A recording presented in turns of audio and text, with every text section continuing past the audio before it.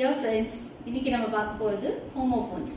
ஹோமோஃபோன்ஸ்னா ஒரே மாதிரியான ப்ரொனன்சியேஷனா இருக்கும், பட் அதோடைய மீனிங், வார்த்தையோடைய அர்த்தம் வேறுபட்டு இருக்கும். அந்த மாதிரியான வார்த்தைகளை தான் இன்னைக்கு நம்ம பார்க்க போறோம். ஸோ ஃபர்ஸ்ட் பார்க்க போற வார்த்தை பார்த்தீங்கன்னா அடாப்ட். அடாப்ட், ஏடிஏபிடி, அடாப்ட் அப்படின்னா டு அட்ஜஸ்ட், அனுசரித்து போறதை டு அடாப்ட். எக்ஸாம்பிள் பார்த்தீங்கன்னா it is very difficult to adjust to hostel life.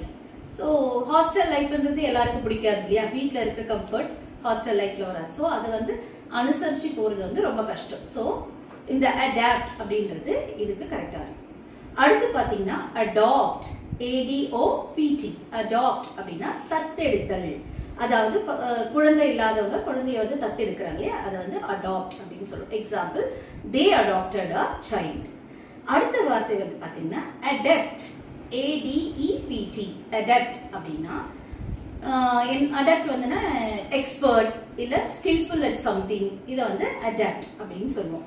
அதாவது ஒரு திறமை, ஒரு விஷயத்துல ரொம்ப திறமையா இருக்காங்க அப்படின்னு சொல்றதுக்கு இந்த வார்த்தையை பயன்படுத்தலாம் நம்ம.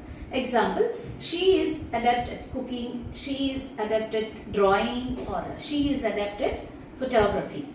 So இதுதான் இந்த வார்த்தைகளுடைய meaning. Okay, thank you. See you in next video.